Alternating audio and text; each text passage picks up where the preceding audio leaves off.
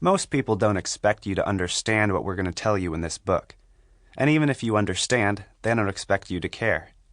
And even if you care, they don't expect you to do anything about it. And even if you do something about it, they don't expect it to last. Well, we do. What you're listening to right now is a challenging book for teens by teens who believe our generation is ready for a change. Ready for something that doesn't promise a whole new life if you'll just buy the right pair of jeans or use the right kind of deodorant. We believe our generation is ready to rethink what teens are capable of doing and becoming. And we've noticed that once wrong ideas are debunked and cleared away, our generation is quick to choose a better way, even if it's also more difficult. We're 19-year-old twin brothers, born and raised in Oregon, taught at home by our parents, and striving to follow Christ as best we can.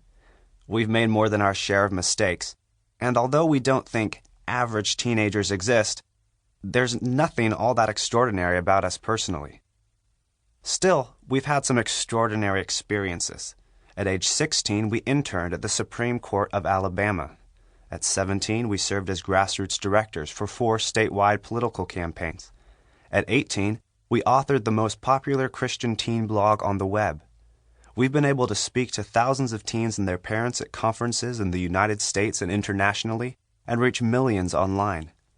But if our teen years have been different than most, it's not because we're somehow better than other teens, but because we've been motivated by a simple but very big idea. It's an idea you're going to encounter for yourself in what lies ahead. We've seen this idea transform average teenagers into world changers, able to accomplish incredible things. And they started by simply being willing to break the mold of what society thinks teens are capable of. So even though the story starts with us, Do Hard Things really isn't about us, and we would never want it to be. It's about something God is doing in the hearts and minds of our generation. It's about an idea. It's about rebelling against low expectations. It's about a movement that is changing the attitudes and actions of teens around the world, and we want you to be part of it. We want to invite you to explore some radical questions. Is it possible that even though teens today have more freedom than any other generation in history, we're actually missing out on some of the best years of our lives? Is it possible that what our culture says about the purpose and potential of the teen years is a lie, and that we are its victims?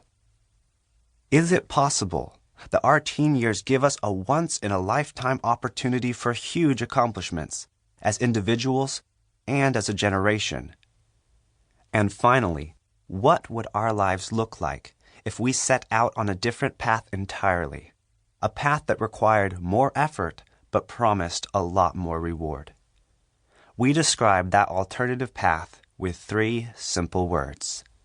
Do hard things. If you're like most people, your first reaction to the phrase, do hard things, runs along the lines of, hard? Uh-oh, guys, I just remembered I'm supposed to be somewhere else, like right now. We understand this reaction. It reminds us of a story we like to tell about a group of monks. Yep, monks. On the outskirts of a small town in Germany is the imaginary Abbey of Dundelhof. This small stone monastery is home to a particularly strict sect of Dundris monks, who have each vowed to live a life of continual self-denial and discomfort. Instead of wearing comfy t-shirts and well-worn jeans like most people, these monks wear either itchy shirts made from goat hair or cold chainmail worn directly over bare skin. Instead of soft mattresses, pillows, and warm blankets, they sleep on the cold stone floors of the abbey. You might have read somewhere that monks are fabulous cooks. Well, not these monks. They eat colorless, tasteless sludge once a day. They only drink lukewarm water. We could go on, but you get the picture.